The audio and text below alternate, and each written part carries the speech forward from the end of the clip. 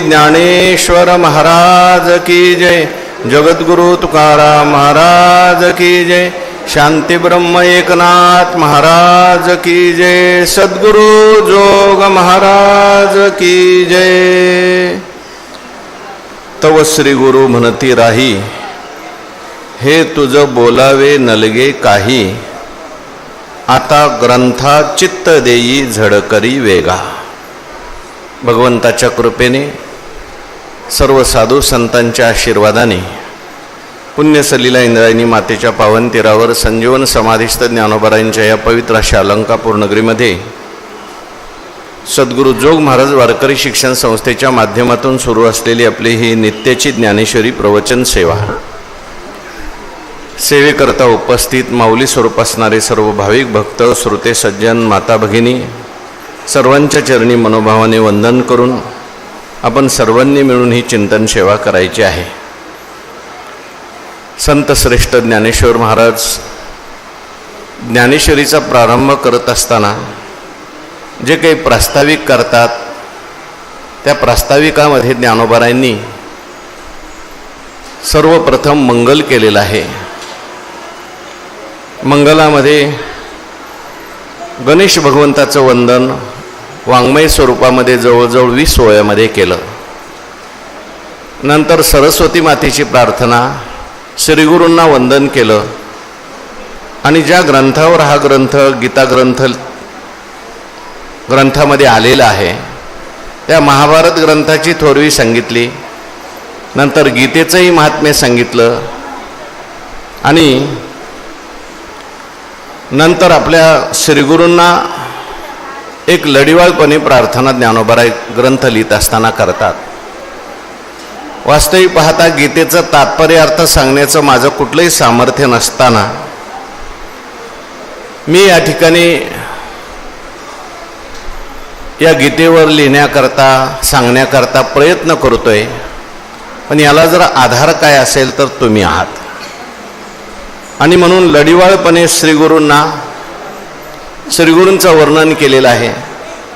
श्रीगुरूंच्या सामर्थ्याचं वर्णन ज्ञानोबारायांनी अनेक प्रकारे केलेलं आहे। एरवी तरी मी मूर्खो, जरी झाला अविवेको, तरी संत कृपा दीपको सोज्वळो असे, किंवा परी एक असे एक आधारो, तेनेची बोले मी सदरू, जे सानुकूळ श्रीगुरु ज्ञानदेव म्हणे। आणि श्रीगुरूंचं महात्म्य सांगण्याकरता अनेक उदाहरणं दिली ज्ञानेश्वर महाराजांनी। श्रीगुरूंची तुलना करत असताना, श्रीगुरूंचं सामर्थ्य, वस्तू सामर्थ्य, शक्ती सांगत असताना परिसाचं उदाहरण दिलं, नंतर अमृताची उपमा दिली। साक्षात श्रीगुरू म्हणजे सिद्ध सरस्वतीच आहेत असंही वर्णन केलं, कामधेनूचंही वर्णन केलं। आणि हे सगळं वर्णन श्रीगुरूंचं केल्यानंतर ज्ञानोबारायांनी त्या ठिकाणी विनंती केली, तरी न्यूनते पुरते अधिकते सरते, करुणी घ्यावे तुमते विनवित असे। आणि ही विनंती झाल्यानंतर तुम्ही माझ्याकडे लक्ष द्या, तुम्ही माझ्यावर कृपा करा अशी प्रार्थना ज्ञानोबारायांनी केल्यानंतर निवृत्तीनाथ महाराज त्या ठिकाणी बोलू लागलेले आहेत। त्याचा विचार आज आपल्याला करायचा आहे। 83 क्रमांकाची ओवी आहे। तव श्री गुरु म्हणती राही, हे तुझ बोलावे नलगे काही, आता ग्रंथा चित्त देई झडकरी वेगा। ज्ञानोबारायांनी ज्ञानेश्वरी लिहित असताना जे काही मुख्य संवाद आहे त्या संवादात एक श्रोत्याचा आणि वक्त्याचा सुद्धा संवाद आणलेला आहे। आणि हा श्रोत्यांचा आणि वक्त्याचा सुद्धा संवाद एक महत्त्वाचा संवाद आहे, कारण वक्ता जे बोलत असतो ते श्रोत्यांच्या अवधानाचा चारा घेऊन बोलत असतो। म्हणून वक्ता तो वक्ता नोहे श्रोतेन विना असं म्हटलं। निवृत्तीनाथ महाराजांचं एवढं वर्णन केल्यानंतर, श्रीगुरूंचं एवढं सामर्थ्य सांगितल्यानंतर निवृत्तीनाथ महाराजांनी त्या ठिकाणी ज्ञानोबारायांच्या या सगळ्या प्रस्तावनेला म्हणा, स्तुतीला म्हणा, उत्तर दिलंय. तव श्री गुरु म्हणती राही, हे तुझ बोलावे नलगे काही. याच्याहून आपल्याला एक निवृत्तीनाथ महाराजांचा स्वभाव सुद्धा लक्षात येतो. निवृत्तीनाथ महाराज जे होते त्यांचं वर्णन करतानाच असं वर्णन केलंय, जे प्रवृत्तीवर कधीच नव्हते असे निवृत्तीनाथ आहे. निवृत्ती जया नाव निवृत्ती जया बरोबर निवृत्तीची राणी व निवृत्तीची, म्हणजे प्रवृत्तीच्या सापेक्ष असलेली त्यांची निवृत्ती नाही, नित्य निवृत्ती, नित्य निवृत्त अवस्था. आवाज कमी करू नको रे, आवाज नको कमी करू. नित्य निवृत्त अवस्था त्यांना प्राप्त झालेली आहे. आणि म्हणून देहावर ते नव्हतेच. असे निवृत्तीनाथ महाराजांना देहावर आणण्याकरता, त्यांचं लक्ष आपल्याकडे लागण्याकरता, म्हणून ज्ञानेश्वर महाराज कधी कधी मधून मधून संतांचं वर्णन करतात, देवाचं वर्णन करताना विस्तार करतात, किंवा आपण माझ्याकडे लक्ष द्या, आपण माझ्या बोलण्याकडे लक्ष द्या असं म्हणतात. आता माझ्या बोलण्याकडे लक्ष द्या म्हणजे मी बोलतोय त्याच्यातून तुम्हाला काही ज्ञान व्हायचं आहे याच्यासाठी लक्ष नाही द्यायचं. तुम्ही अवधान दिल्यानंतर मला त्या ठिकाणी आपोआप ज्ञान प्राप्त होईल सांगण्याकरता स्फूर्ती. हो काय करू मज पौर्णिमा स्फूर्तीची जी हे म्हटले.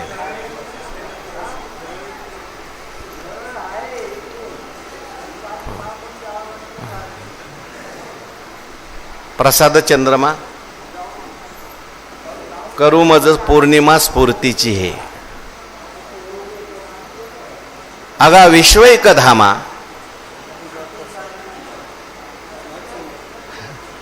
अगा विश्वैक धामा अशी ओवी आहे. अगा विश्वैक धामा तुझा प्रसाद चंद्रमा, करू मज पौर्णिमा स्फूर्तीची हे. म्हणून ज्ञानोबाराय त्या ठिकाणी प्रार्थना करतात, विनंती करतात. परंतु निवृत्तीनाथ महाराजांचा स्वभाव असा आहे, स्तुती ऐकण्याचा स्वभाव नाही.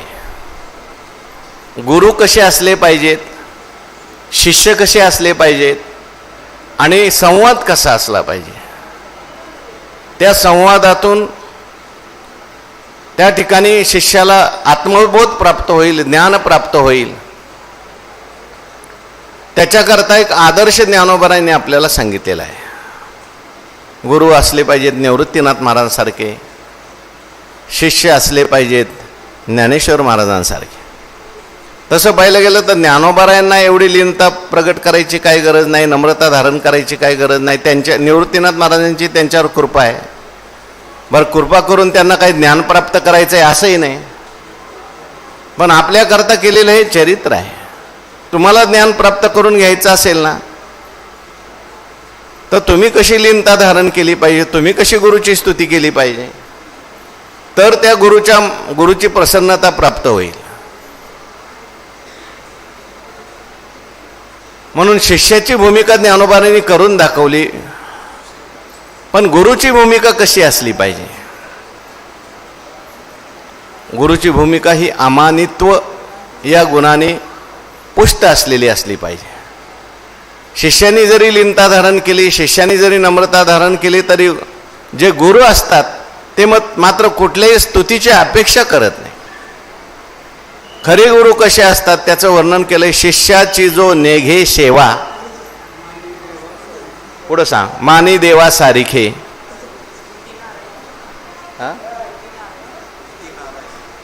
शिष्याची जो नेघे सेवा मानी देवा सारिखे, त्याचा फळे उपदेश आणि कदोष उपराठे. त्याचे खरे ब्रह्मज्ञान उदासीन देह भावे.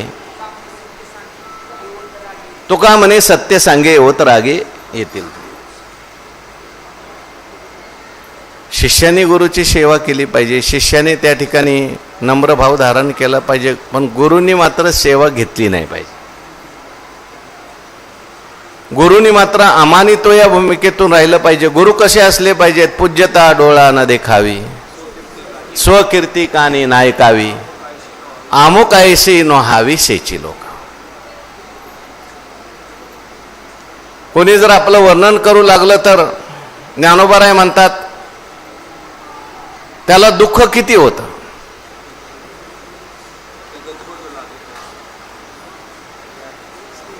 बोला ना, वही बोला. गजबजू लागे कैसा, व्याधे रुंदला मृग जायचा. नाही नाही, ओही हो. पूज्यता डोळा न देखावी, त्याच्या पुढच्या वया पाहिजेत आपल्याला. हा हा, येत सत्काराची के गोठी के आदरा देईल भेटी, मरण्याची साठी नमस्कार आहे. त्याला जर नमस्कार केला त्याला मरणासारखं दुःख होतं. आता निवृत्तीनाथ महाराज ह्या भूमिकेतले आहेत. आपण सेवा करायची, पण निवृत्तीनाथ महाराज म्हणतात तव श्री गुरु म्हणती राही. थांबा, हे म्हटलं तुझं हे बोलावे नलगे काही. तुम्हाला हे बोलण्याची काही गरज नाही. म्हणजे काय? म्हणजे मला कृपा करण्याकरता तुम्ही कृपा करा कृपा करा असं सारखं सारखं सांगायची गरज नाही. परिसाला लोखंडाला किती वेळा घासावं लागतं? ओवी सांगा हो, हे तर मलाही माहिती आहे ना. ओवी सांगणारी पाहिजे. गोष्टी किती वेळा कीजे अशी ओवी आहे.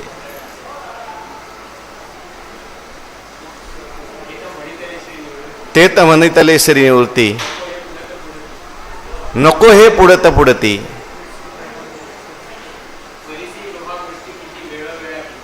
परिसी लोहा गोष्टी किती वेळोवेळा कीजे. ते तर म्हणे श्री निवृत्ती. हा, आता बस. सारखं सारखं वर्णन नको. सारखं नको नाही, कधीच नको. म्हणून ज्ञानोबर आहे त्यात निवृत्तीनाथ महाराज म्हणतात तो श्री गुरु म्हणती राही.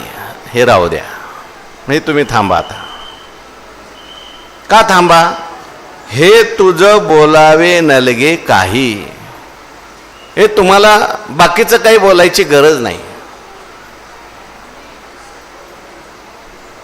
तुम्ही संतांचं वर्णन करताय, चांगली गोष्ट आहे. बाकीच्या संतांचं वर्णन करताय, परंतु हे वर्णन केल्यानंतर कधी कधी काय होणार आहे? मूळ विषय बाजूला राहणार आहे. म्हणजे पहिली गोष्ट म्हणजे आमचं वर्णन केल्यानंतरच आम्ही कृपा करणार आहे असंही काही नाही.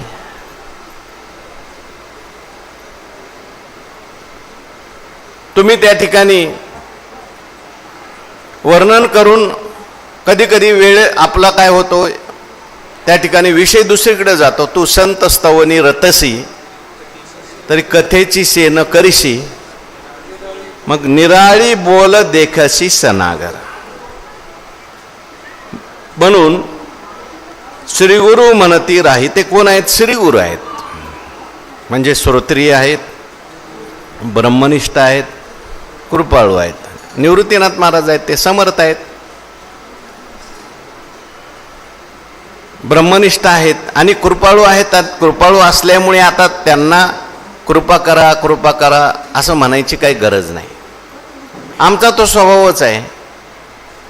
किंबहुना म्हणून तर आमच्या परंपरेमध्ये जे आलेलं जे ज्ञान आहे, तुम्ही हे ज्ञानाचा भांडार उघडं करा असा आदेश निवृत्तीनाथ महाराजांनी केलेला आहे. म्हणून हे तुझं बोलावे नलगे काही. आता हे तुम्हाला काही बोलायची गरज नाही. मग काय करायचंय आता? आता ग्रंथा चित्त देई झडकरी वेगा. बाकीचं बोलत बसण्यापेक्षा आता भरपूर झालं. वंदन झालं, मंगल झालं, किती ओव्या झाले? जवळजवळ 82 ओव्या. आता ही 83वी ओवी चालू आहे. हे 83 ओव्या चालू आहेत. नवे नवे आमचं जवळजवळ आता 1 महिना झाला. गीता कधी ऐकायची सांगा बरं? ज्ञानेश्वरी कधी ऐकायची? म्हणून तुझं बोलावे नलगे काय, ग्रंथा चित्त देई आता. आता मात्र तुम्ही ग्रंथा चित्त देई, तुम्ही काय करा, ग्रंथाकडे तुमचं चित्त द्या, म्हणजे मूळ ग्रंथाला सुरुवात करा. तो श्री गुरु म्हणते काय झाले हे समजतं या पावले, आता सांगे जे निरूपले ना. तुमचं हे सगळं काय ना ते आम्हाला प्राप्त झालेलं आहे. म्हणून आता हे स्तुतीचं बोलणं आम्हाला नको. आणि आता तुम्ही ग्रंथा चित्त देई झडकरी वेगा, ग्रंथाकडे तुम्ही लवकर तुमचं चित्त द्या. आणि ग्रंथाकडे चित्त द्या म्हणजे तुम्ही ग्रंथ सांगा असं म्हटल्यानंतर ज्ञानोबारायांना आनंद झालेला आहे. कारण एवढा लढिवाळपणा केला, स्तुती केली, थोडंसं ज्ञानोबाराय प्रौढीने सुद्धा बोलले, परिप्रौढी न बोले होजी. अर्जुनाची पांती परिसनया योग्य होती असं बोलून गेले ज्ञानोबाराय. पण हे सगळं बोलणं ज्ञानोबारायांचं कशा करता होता, निवृत्तीनाथ महाराजांनी आपल्याला प्रत्यक्ष आज्ञा द्यावी. अगोदर आज्ञा दिलेलीच आहे, पण तरी सुद्धा मधून मधून निवृत्तीनाथ महाराजांनी म्हणावं तुम्ही ग्रंथाकडे लक्ष द्या, त्या ठिकाणी तुम्ही ग्रंथ सांगा, असं प्रत्यक्ष त्यांच्या मुखातून यावं असं ज्ञानोबारायांना वाटतंय. अगोदर तर आज्ञा केलेलीच होती, पण तरी सुद्धा मधून मधून निवृत्तीनाथ महाराजांच्याकडे आपल्याकडे लक्ष असावं, त्यांनी आपल्याला आज्ञा करत राहावं. आणि त्यांनी आज्ञा केली की आपण काही करतच नाही, तेच करतात आपल्या मुखातून, अशी ज्ञानोबारायांची श्रद्धा असल्यामुळे ज्ञानोबारायांना आनंद झाला. या बोला निवृत्ती दासू पावनी परम उल्हासू, मने परियसा मना अवकाशू देऊनिया. आणि या बोला निवृत्ती दासू, हे श्रीगुरूंचं बोलणं, निवृत्तीनाथ महाराजांचं बोलणं ज्ञानेश्वर महाराजांनी ऐकलं. आणि ज्ञानेश्वर महाराजच लिहितात, म्हणजे ज्ञानेश्वरी लिहित असताना ज्ञानोबाराय साक्षी होऊन लिहित आहेत. निवृत्तीनाथ महाराज काय बोलले आणि याच्यानंतर आता ज्ञानेश्वर महाराज त्यांना काय वाटलं हे सुद्धा ज्ञानेश्वर महाराजच लिहित आहेत. आपल्याकडे एक विवेकानंदांच्या नंतर एक स्वामी होऊन गेले बरं का, त्यांचं नाव होतं स्वामी रामतीर्थ. तर ते जेवायला पाहिजे असलं तर म्हणायचं रामला जेवायचं, त्यांचं नाव राम होतं. रामला जेवायचंय, राम आता प्रवचन करणार आहे, राम आता परदेशात जाणार आहे. म्हणजे राम हे देहाचं नाव आहे आणि मी त्यापासून वेगळं आहे. तसं ज्ञानेश्वर महाराज ज्ञानेश्वरी लिहित आहेत. आता आपल्याला काय वाटतं हे सुद्धा ज्ञानेश्वर महाराजांनी लिहिलं. या बोला निवृत्ती दासो, मी कोण आहे, निवृत्तीचा दास आहे. निवृत्तीनाथ महाराजांची आज्ञा झाल्यानंतर ज्ञानदेव म्हणे गुरुचा मी दास, नेने साधना सान काही. निवृत्तीनाथ महाराजांचा मी कोण आहे, दास आहे. संतांचं मनुष्याने दास झालं पाहिजे. तसं दास्यत्व चांगलं नाही, पण देवाचं संतांचं दास्यत्व हे चांगलं आहे. सगळ्या दास्यत्वातून मुक्त करणारं ते दास्यत्व असल्यामुळे एवढे मोठे ज्ञानेश्वर महाराज आहेत. सगळे संत ज्यांचं वर्णन करतात ते ज्ञानेश्वर महाराज म्हणतात या बोला निवृत्ती दासू. आणि हे बोलणं ऐकल्यानंतर आता हे स्वामीचं बोलणं आहे, मालकाचं बोलणं आहे, प्रभूंचं बोलणं आहे आणि मी दास आहे. किंबहुना तुमचे केले येत माझे उरले. आणि दासाचं काम काय आहे, सेवके करावे सांगितले काम. म्हणून या बोला निवृत्ती दास. मी प्रवृत्तीचा दास नाही. ज्ञानोबाराय म्हणतात मी कोणाचा दास आहे, निवृत्तीचा दास. निवृत्ती म्हणजेच परमात्मा, निवृत्ती म्हणजेच आत्मा, आणि निवृत्ती म्हणजे निवृत्तीनाथ महाराज यांचा असलेला मी दास, आणि पावोनी परम उल्हासो, मला खूप आनंद झाला. कारण मी वाटच बघत होतो. आता एवढं सगळं गुरूंचं सामर्थ्य सांगायचं आहे, संतांचं वर्णन करायचं आहे, याच्या मागे उद्देश काय? उद्देश हाच की निवृत्तीनाथ महाराजांनी आता लवकर तुम्ही ग्रंथाकडे लक्ष द्या असं म्हणावं, तुम्ही लवकर ग्रंथ सांगा असं म्हणावं. त्यांनी म्हणावं याकरताच थोडंसं लढीवाळपणाचं सुद्धा बोलणं आहे. आणि आता मात्र त्यांनी सांगितलेली आहे, आज्ञा दिलेली आहे, म्हणून खूप आनंद झाला आहे. पावनी परम उल्हासो, खूप आनंद झाला. म्हणे परियेसा मना अवकाशो देवनिया. ज्ञानेश्वर महाराज म्हणतात, मी निवृत्तीनाथ महाराजांचा दास आहे, त्यांनी आता आज्ञा केलेली आहे, मला खूप आनंद झालेला आहे, आणि आता तुम्ही हा ग्रंथ ऐका. पण ऐकत असताना कसा ऐका? ज्ञानेश्वर महाराज म्हणतात, परियेसा मना अवकाशो देवनिया. आता मनामध्ये अन्य विषय येऊ न देता शांत चित्ताने एकाग्रतेने अवकाश म्हणजे मनाला त्या ठिकाणी शांतता पाहिजे, नाही तर मनाला अवकाशच नाही ना. अनेक विचार मनात येतात. आता मनात थोडी जागाट सुद्धा तुम्ही ठेवा. अगोदरचं आहे ते सगळं रिकामं करा. कमीत कमी प्रवचनाला आल्यानंतर तरी बाकीचं सगळं रिकामं करा. नाही तर अगोदरचे सगळे विचार भरलेले असतील, त्या विचाराने सगळं मन व्यग्र झालेलं असेल. मी काय सांगणार आहे ते तुमच्या डोक्यात जाणार नाही. एक तर झोप येईल, नाही तर मन दुसरीकडे जाईल. म्हणून तुका म्हणे सांडा घाटे तेने नका भरू पोटे. अगोदर जर तुम्ही दुसरं काही खाल्लेलं असेल तर मग इथे आल्यानंतर तुम्हाला त्या ठिकाणी खाऊशी वाटणार नाही. म्हणून पोट रिकामं पाहिजे, भूक पाहिजे, मनात अवकाश पाहिजे. आपल्याला आता गीता ऐकायची, आणि असा अवकाश घेऊन शांत चित्ताने तुम्ही ऐका. आणि आज ज्ञानोबा त्या ठिकाणी गीतेला सुरुवात करतात. पहिला श्लोक आहे, आपण सर्वांनी तो म्हणूया. धृतराष्ट्र उवाच धर्मक्षेत्रे कुरुक्षेत्रे समवेतायुत्सवः मामकः पांडवाश्चैव किमकुर्वत संजय. धृतराष्ट्र उवाच. आता मूळ जो संवाद आहे गीतेचा त्याला प्रारंभ झालेला आहे. गीतेतला मूळ संवाद जो आहे तो कोणाचा आहे?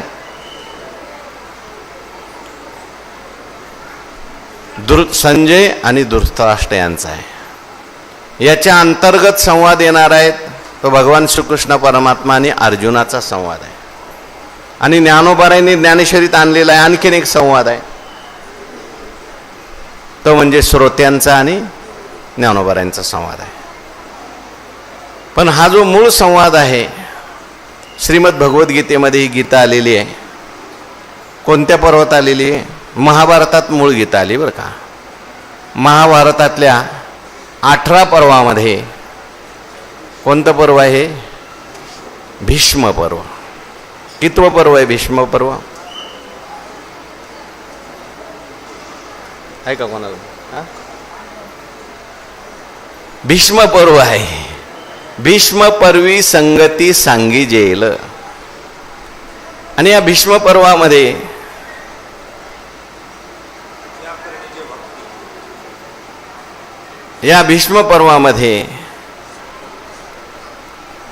गीता पर्व म्हणून आलेला आहे. तसं तर 12व्या अध्यायापासूनच प्रारंभ झाला, 45व्या. पण मूळ गीता जी आहे ती 25व्या अध्यायापासून 45 पर्यंत आली. अध्याय भीष्म पर्वामध्ये अनेक अध्याय आहेत. तेव्हा मूळ संवादाला या ठिकाणी प्रारंभ झालेला आहे. धृतराष्ट्र उवाच. धृतराष्ट्र बोलायला लागलेला आहे. कोण आहे हा धृतराष्ट्र? कोणाला विचारतोय? का विचारतोय? याचा थोडासा इतिहास आपण महाभारतात पाठीमागे पाहून आलो. धृतराष्ट्र शब्दाचा अर्थ सांगितलाय धृतम राष्ट्रम अन्यायेन सह धृतराष्ट्र, ज्याने अन्यायाने राष्ट्र धरून ठेवलेलं आहे. राष्ट्र आपल्यालाच मिळालं पाहिजे असं वाटतंय, तो काय आहे? धृतराष्ट्र. याचे आध्यात्मिक अर्थ सुद्धा आहेत बरं का. आता पहिल्यांदा आपल्याला ऐतिहासिक अर्थ पाहिजेत, नंतर आध्यात्मिक अर्थ सुद्धा पाहिजे आहे. तेव्हा कोण आहे धृतराष्ट्र? हा धृतराष्ट्र जो आहे हा कौरवांचा काय पिता आहे. भरत कुळामध्ये महाभारतामध्ये आपण पाहून आलो, शंतनू नावाचा एक राजा होऊन गेला आणि या शंतनू राजाचा विवाह सत्यवती बरोबर झालेला आहे. सत्यवतीला मत्स्यगंधा म्हणतात, तिचाही मी चरित्र मागे सांगितलंय. त्या सत्यवतीचा आणि पराशर यांच्या संबंधातून व्यासांचा सुद्धा जन्म सांगितलाय. दिव्य ते सगळं आहे, लौकिक त्याच्यामध्ये काही संबंधाचा भाग नाही. कारण व्यास महर्षी जन्माला आल्याबरोबर तपश्चर्या करायला गेले. आता जन्माला आल्याबरोबर तपश्चर्या करायला मुलगा जातो, 18 पुराणांची रचना करतो, असा मुलगा पराशर ऋषींनी तयार केला. आणि मग त्या सत्यवतीला पुढे शंतनूचा आणि सत्यवतीचा विवाह झाला आणि पुढे त्यांना चित्रांगद आणि विचित्रवीर्य असे 2 पुत्र झाले. विचित्रवीर्य वारस झाला, त्याला राज्यावर बसला. भीष्माचार्यांनी हे सगळं त्यांना राज्यावर बसवून भीष्माचार्य सगळा कारभार बघत होते. आता शंतनूचा एक मुलगा भीष्माचार्य सुद्धा आहे, त्याला देवव्रत असं म्हटलेलं आहे, गंगेपासून झालेला. पण आपल्या वडिलांच्या करता भीष्माचार्यांनी प्रतिज्ञा केली, हा भीष्मगंगा नंदनू जो प्रताप तेजस्वी भानू. देवव्रत नाव होतं, पण त्यांनी जीवनात प्रतिज्ञा केली, वडिलांच्या करता मी आजन्म ब्रह्मचारी राहील. आणि मग पुढे त्यांना 2 मुलं झाली विचित्रवीर्याला. त्याचं नाव, पहिला मुलगा जो आहे तो धृतराष्ट्र आणि दुसरा आहे पंडू. तो धृतराष्ट्र मोठा आहे आणि जन्मांध आहे. पंडू जो आहे तो लहान आहे, पण तो सुद्धा काय आजारी आहे. आता त्यांच्याही जन्माच्या कथा आहेत, त्या आपण काही सांगायच्या नाही, महाभारत दिलेले आहे. म्हणजे व्यास महर्षी जे आहेत, व्यास महर्षींच्याच नियोग संबंधातून ही मुलं तयार झालेली आहेत. व्यास महर्षींना पाहून, व्यास महर्षी असे काळीकुट्ट होते, जटाधारी होते, त्यांना पाहून त्या अंबिकेने काय डोळे झाकले म्हणून धृतराष्ट्र आंधळे जन्माला आले. एक त्या ठिकाणी पिवळी ठक्कर पडली, ती भीती वाटली तिला, म्हणून हा पांडू थोडासा दुर्बल जन्माला आला. पण पुढे त्या ठिकाणी धृतराष्ट्र जो होता त्याला मनोमन असं वाटत होतं, मी मोठा आहे त्यामुळं मलाच राज्य मिळालं पाहिजे. पण आंधळ असल्यामुळे त्याला राज्य मिळालं नाही. अपंग असल्यामुळे राज्य कोणाला मिळालं? पंडूला राज्य मिळालं. आणि पंडूसुद्धा खूप धार्मिक होते. आपल्या मोठा भाऊ म्हणजे आपल्या वडिलासारखाच आहे असं समजून पंडू महाराजांनी खूप मान मर्यादा ठेवून धृतराष्ट्राचं त्या ठिकाणी सगळी सेवा केली. पण काही दिवसानंतर पंडूचं सुद्धा काय झालं? निधन झालं. पंडूला 2 पत्न्या होत्या, एक आहे कुंती जे भगवंताची आत्या आहे आणि दुसरी आहे माद्री. कुंतीला 5 वर प्राप्त झाले होते दुर्वास ऋषींच्या कृपेने. 3 वरापासून तिने ते पहिला मुलगा जो झाला तो धर्मराज आहे, दुसरा मुलगा जो झाला तो भीम आहे, तिसरा अर्जुन आहे आणि 2 वर तिने आपल्या त्या माद्रीला दिले. त्याच्यापासून नकुल आणि सहदेव प्राप्त झाले होते. धृतराष्ट्राचा जो विवाह झालेला होता तो गांधारी बरोबर झालेला आहे. म्हणजे भीष्माचार्यांनी आपल्या, आता ही सगळी लग्न करायला पुढारी कोण होते? भीष्माचार्य बरं का. नाही तर कोण कुंती द्यायला लागले पंडूला आजारी मनुष्य. पण मागे भीष्माचार्य उभे असायचे. नवे नवे विचित्र वीर्य चित्रांगगत त्यांच्यासाठी सुद्धा, त्या विचित्र वीर्यासाठी सुद्धा ज्या पत्न्या आणल्या त्या काशीराजाच्या भीष्माचार्याने आणल्या. स्वयंवरातून त्यांना आणलंय. म्हणून भीष्माचार्याने विचार केला, तर आंधळा मनुष्य आहे, लग्न तर झालं पाहिजे. इथली माणसं तर काही कोणी मुलगी देणार नाहीत, म्हणून गांधारची आणली अफगाणिस्तानातून. गांधारी तिकडून ही राजकन्या आणली होती. आणि त्या राजकन्येला नंतर कळालं की आपला पती काय आहे, जन्मांध आहे. पण ती सुद्धा महान पतिव्रता होती बरं. मग तिने त्या ठिकाणी आपल्या डोळ्यावर पट्टी बांधली. ती म्हणजे पतीला दिसत नाही ना, मग मला सुद्धा काही जग बघायचं नाही, कोणाला बघायचंच नाही. आता पतिव्रतेच्या दृष्टीने तिचं तप चांगलं आहे बरं का, तिचा नियम चांगला आहे. पण समष्टी दृष्टीने जर आपण पाहिलं, लौकिक दृष्टीने जर पाहिलं, तर तिने जो नियम केला तो बरोबर का चूक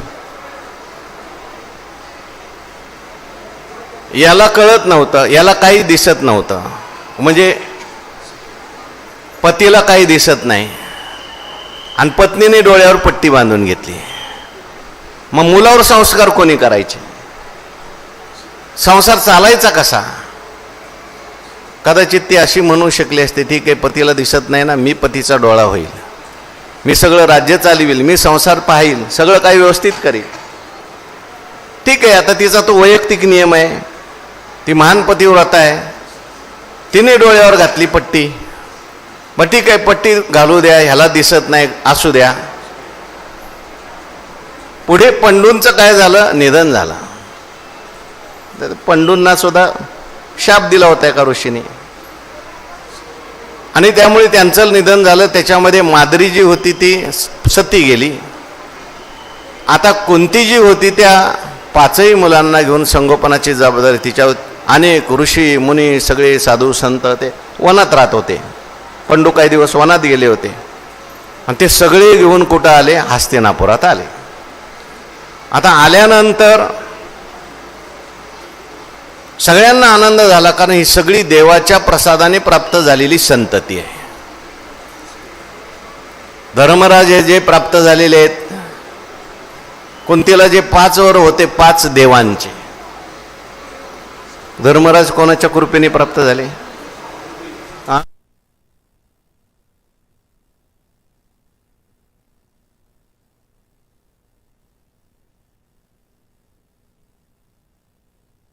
प्राप्त झाले. कोण? धर्मराज.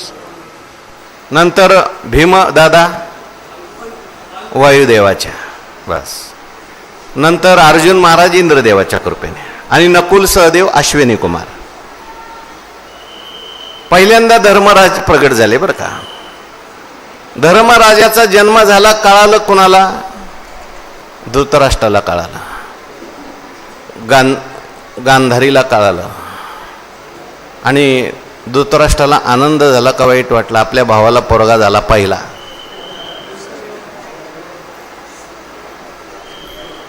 म्हणजे धृतराष्ट्र जरी आंधळे होते तरी त्याला असं वाटायचं, मी आंधळा असलो मग काय झालं, मला सिंहासनावर बसवायला पाहिजे होतं आणि पांडूने राज्य करायला पाहिजे. म्हणजे मनुष्य जरी अपंग असला तरी त्याच्या इच्छा आकांक्षा कमी होतात असं नाही. त्याला वाटतं मी अपंग असलो म्हणून काय झालं, त्याच्याकडे 10,000 हत्तीचं बळ होतं म्हणतं. मी राजा होण्यास लायकीचा आहे, मी मोठा आहे, राज्य मलाच पाहिजे. पण ही सूक्ष्म भावना पण भीष्माचार्यांसमोर काय चालत नव्हतं, द्रोणाचार्यांसमोर काल चाल. पण ती दबून राहिलेली भावना कधी माणसाची उपळून येईल काय सांगतायत. ही दबून राहिलेली भावना असल्यामुळे त्या ठिकाणी नाही मला राजा होता आलं, कमीत कमी मला पहिला मुलगा व्हावा आणि मला त्या ठिकाणी माझ्या मुलाला युवराज करता यावं अशी भावना तिच्या मनात होती. तिकडे त्या ठिकाणी पहिला मुलगा पंडूला झाला, धर्मराज ते ऐकल्याबरोबरच वाईट वाटायला लागलं. त्यालाच वाईट वाटलं असं नाही म्हणतात, गांधारीला सुद्धा काय वाटलं? वाईट वाटलं. कारण पहिला जो होत असतो त्याला राज्य मिळत असतं, तो आता मोठा झाला. म्हणून मी तर असं ऐकलं आता एका व्याख्यानात आज, गांधारीने सुद्धा तिला भगवान शंकरांनी वर दिला होता 100 मुलं होण्याचा, पण पहिला मुलगा तिकडं झाला, मला अजून नाही झाला. जावेला मुलगा झाला आणि मला अजून नाही झाला, म्हणून हिचा सुद्धा काय व्हायला लागला, मनातल्या मनात जळफळाट जाऊन ईर्ष्या, मत्सर. माझी जाऊ तिला मुलगा झाला आणि मला नाही झाला. जावेचा मुलगा आपलाच मुलगा असं मानायला पाहिजे, आनंदी व्हायला पाहिजे. पण माणसाची प्रवृत्ती, आता ती एवढी मोठी पतिव्रता आहे, एवढा मोठा तिचा अधिकार आहे, आपल्याला बोलण्याचं हे नाही. परंतु मी काल त्या व्याख्यानात ऐकलं, त्यांनी सांगितलं की तिने पोटावर काहीतरी मारलं म्हणतात, लोखंडाचा गोळा मारला. आणि लोखंडाचा गोळा मारल्यानंतर जे पोटामध्ये गर्भ होता त्याचे 100 तुकडे झाले.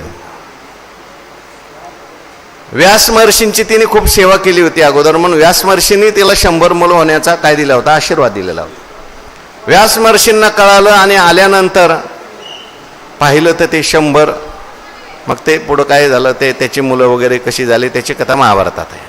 ते तुपात वगैरे ठेवले, ते मांसाचे पिंड, त्याचा असं. तिकडे पहिला धर्मराज आहे.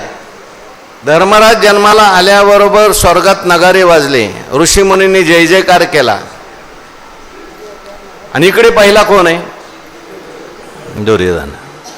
म्हणजे जेव्हा भीम जन्माला आला तेव्हा इकडे दुर्योधन जन्माला आला. आणि